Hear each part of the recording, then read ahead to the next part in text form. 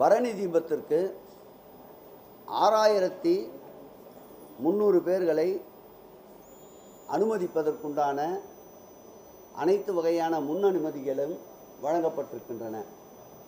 அதேபோல் மகா தீபத்திற்கு ஒரு 11600 பேர்களை அனுமதிப்பதற்குண்டான அனைத்து பணிகளும் நடைபெற்று கொண்டிருக்கின்றன. தீபம் ஆரம்பிப்பதற்கு முன்பிருந்தே கடந்த மாதம் 18ஆம் தேதி நம்முடைய துணை முதலமைச்சர் அவர்கள் கிரிவலப்பாதை ஆய்வு செய்ததை நீங்கள் நன்றாக அறிவீர்கள். அதைத் தொடர்ந்து அந்த மாவட்ட அமைச்சர் அண்ணன் வேலு அவர்களும் நானும் கிட்டத்தட்ட 3 முறை நேரடியாக கள ஆய்வும் மாவட்ட ஆட்சியர் தலைவர் கலந்தாய்வு கூட்டம் நடந்ததை அறிவீர்கள். அதைத் தொடர்ந்து தலைமைச் செயலாளர் தலைமையில் தொடர்ந்து ஆய்வுக் கூட்டங்களை நடந்ததை அனைவரும் நன்றாக அறிவீர்கள். நேற்றைக்கு புவியியல் மற்றும் சுரங்கத்துறையினுடைய ஆணையாளர் இயக்குனர் சரவணவேல் ராஜ் அவர்கள் தலைமையிலே நியமிக்கப்பட்ட அந்த பேராசிரியர் பிரேமலதா தலைமையில் ஏற்படுத்தப்பட்ட 8 பேர் குழுவினர் 7, 8, 9 ஆகிய 3 நாட்களில் கள ஆய்வை மேற்கொண்டு நேற்றைக்கு அதனுடைய அறிக்கையை சமர்ப்பித்திருக்கின்றார்கள். அந்த அறிக்கையின் தொடர்ச்சியாக தலைமைச் செயலாளர் தலைமையிலே எங்களுடைய துறையினுடைய செயலாளர், எங்கள் துறையினுடைய ஆணையாளர் ஸ்ரீதர் அவர்கள், கூடுதல் ஆணையாளர் சுகுமார் அவர்கள் உள்ளடங்கிய குழுவினரோடு தலைமை செயலாளர் முன்பு கூட்டம் நடைபெற்றிருக்கின்றது. அந்த அறிக்கையின் அடிப்படையில் அதிகமான மனிதர்களை மலையின் மீது ஏற்றக்கூடாது என்று ஒரு அறிக்கையில் தெரிவிக்கப்பட்டிருக்கின்றது. ஆகவே இந்த முறை பக்தர்கள் யாரும் மலையின் மீது ஏறுவதற்கு அனுமதி மறுக்கப்பட உள்ளது. அது முறையாக மாவட்ட ஆட்சியர் அதற்குண்டான அறிவிப்பை வெளியிடுவார். நான் மேலே கொண்டு செல்லப்பட வேண்டிய பொருட்களை பார்த்தால் சுமார் 350 கிலோ எடையுள்ள திரிகளும் மற்ற பொருள்களும் எடுத்து செல்ல வேண்டியது இருக்கின்றது. அதேபோல் முதல் நாளுக்கு தேவைப்படுகின்ற 40 டின் நெய், அதாவது ஒரு டின்னுக்கு 15 கிலோ என்றால் 600 கிலோ அளவுள்ள நெய்யை மேலே எடுத்து செல்ல வேண்டிய நிலை இருக்கின்றது. அதோடு மட்டுமல்லாமல் எடுத்து செல்பவர்களுக்கு வேண்டிய உணவு, மற்ற வசதிகள், அதேபோல் எடுத்து செல்லுகின்ற அவர்களோடு சேர்ந்து காவலிலே இருக்க வேண்டிய காவலர்கள், வனத்துறை அதிகாரிகள் உட்பட மனித சக்திகள் எவ்வளவு பயன்படுத்த முடியுமோ, எவ்வளவு அந்த அறிக்கையில் குறிப்பிட்டிருக்கின்றார்களோ அதற்கேற்றார் போல்தான் பயன்படுத்த வேண்டும் என்று உத்தரவு வழங்கப்பட்டிருக்கின்றது. ஏற்கனவே இந்த தீபத்திற்காக 4500 கிலோ நெய் ஆவினிடமிருந்து கொள்முதல் செய்யப்பட்டிருக்கின்றது.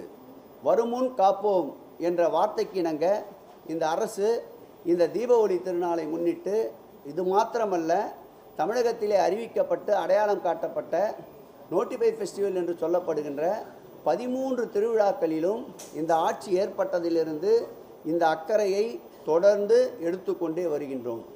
நேற்றைக்கு ஒரு நாள் மாத்திரம் பார்த்தால் 7வது நாள் தேர் திருவிழா. அந்த விழாவில் மாத்திரம் 5 லட்சத்திற்கும் அதிகமான பக்தர்கள் கூடியிருக்கின்றார்கள். இப்படி நாளொரு மேனியும் பொழுதொரு வண்ணமாக இறை தரிசனத்திற்கு வருகின்ற பக்தர்களுடைய அளவு கூட கூட அவர்களுக்கு தேவைப்படுகின்ற அடிப்படை வசதிகளையும் மாண்புமிகு தமிழக முதலமைச்சர் அவர்கள் தன்னுடைய நேரடி கட்டுப்பாட்டிலே பல்வேறு கள ஆய்வுகள் மூலமாக தேவையான அளவிற்கு கூடுதல் வசதிகளை செய்து கொடுத்து கொண்டிருக்கின்றோம். இந்த தீப ஒளி திருநாளில் 40 லட்சத்திற்கும் மேற்பட்ட மக்கள் கூடுவார்கள் என்று எதிர்பார்க்கப்படுகிறது. அப்படி 40 லட்சம் மக்கள் கூடினாலும் அதற்கேற்றாற்போல் கடந்த ஆண்டு என்னென்ன வசதிகளை எல்லாம் 30லிருந்து 35 லட்சம் மக்கள் கூடுகின்ற போது ஏற்படுத்தி தந்தோமோ அதற்கேற்றாற்போல் கூடுதலாக 20லிருந்து 25% மேம்பாட்டுக்களை வசதிகளை கூடுதலாக்கி இருக்கின்றோம். ஆகவே இந்த தீபாவளி திருநாளை பொறுத்தளவில் கொப்பரையில் எரிகின்ற அந்த தீபம் நிச்சயமாக இந்த ஆண்டும் எரிவதற்குண்டான அனைத்து முயற்சிகளையும் மேற்கொண்டிருக்கின்றோம். இயற்கையும் அதற்கு உதவி புரியும். அண்ணாமலையாரும் உண்ணாமலையாரும் அதற்கு உதவியாக இருப்பார்கள். மாண்புமிகு தமிழக முதல்வர் அவருடைய வழிகாட்டுதலின்படி நிச்சயமாக இந்த தீப திருவிழாவை எல்லாம் வல்ல அருள் கொண்ட அக்னி ஸ்தலத்திலே இருக்கின்ற அண்ணாமலையாரும் அருள் புரிவார் என்று நம்புகிறோம்.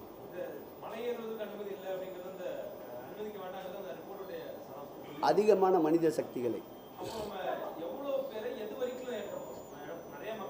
மக்களை மலையை பொறுத்தளவில் மக்கள் ஏறுவதற்கு நிச்சயமாக அனுமதிக்க மாட்டார்கள் என்பதுதான் அந்த அறிக்கையினுடைய தன்மை. ஆனால் தீபம் என்பது எரிய வேண்டும். நம் முன்னோர்கள் தமிழ் சான்றோர்களால் ஏற்படுத்தப்பட்ட முறை அது. அதை எந்த நோக்கத்திலும் தடுக்கக்கூடாது என்பதற்காக, அதே நேரத்தில் விலை மதிப்பற்ற மனித உயிர்களை காப்பாற்ற வேண்டும் என்ற நோக்கத்தில் செயல்படுகின்ற இந்த திராவிட மாடல் அரசினுடைய முதலமைச்சர் அவர்கள் அதையும் கருத்தில் கொண்டு நடவடிக்கை எடுக்க சொல்லியிருக்கின்றார். ஆகவே தான் இதற்கு அதிக முக்கியத்துவம் கொடுத்து, அரசியல் பணிகள் நிறைய இருந்தாலும் இதை ஒரு தலையாய பணியாக நினைத்து ஒவ்வொரு 1 மணி நேரத்திற்கும் இது குறித்த நிலையை மாண்புமிகு முதலமைச்சர் அவர்கள் கேட்டுக்கொண்டே இருக்கின்றார். அது குறித்த அறிவுரைகளையும் வழங்கி கொண்டே இருக்கின்றார்.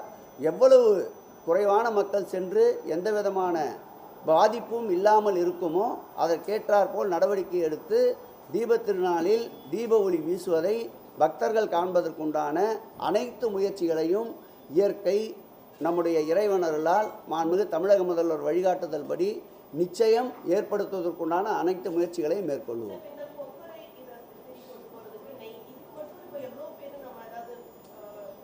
அதுதான் மனித சக்திகள்னு சொன்னேன். 1000 பேர்லாம் ஏற்றவே முடியாதுமா. எப்படி ஏற்ற முடியும்? மொத்தமே 2000லேருந்து 2500 பேர் தான் காலகாலமாக அனுமதிச்சுக்கிட்டு இருந்தோம். இப்போ 1000 பேர் 1500 பேர் ஏற்றதால ஒன்றும் இல்லையா? அதை தாம்மா சொல்கிறேன். இப்போ குறிப்பிட்ட மனித சக்திகள் எவ்வளவு தேவைப்படுமோ அதை பயன்படுத்த இருக்கின்றோம். இன்னும் 2 நாள் இருக்குது. இன்னும் 2 நாள் இருக்குமா? பக்தர்களை ஏற்றலான்னு சொல்லிட்டோமே. இன்னும் எப்படி தங்கச்சி சொல்லணும் சொல்லுங்கள்.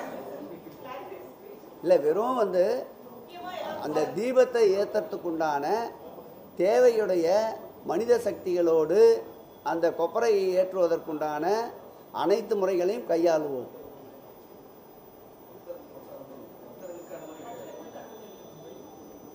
எவ்வளவு மனித சக்திகளை அனுமதிக்க முடியுமோ அதோடு நிறுத்திக்கிறோம்.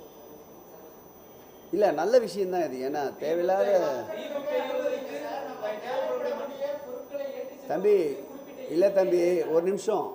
ஒரு சில ப்ரெஸ் மீட்டில் நம்ம சொல்கிற பதிலே எதிர்வினை ஆற்றக்கூடாது. சொல்ல வந்த கருத்தை உங்களுக்கு சொல்லிட்டோம். உங்களுக்கு போய் புரியாதா? இத்தனை கேள்வி கேட்கணுமா நீங்கள்? கண்டிப்பாக தீபம் ஏற்றணும். இதுதான் நம்மளோட நோக்கம். அதே நேரத்தில் மனிதர்களுக்கு எந்த விதமான பாதிப்பும் இல்லாமல், எந்த விதமான விரும்பத்தகாத சம்பவங்களும் நடைபெறாமல் இருப்பதற்குண்டான நடவடிக்கை அரசு மேற்கொள்ள வேண்டும். இது அரசினுடைய கடமை. அதையும் கடைபிடிப்போம்.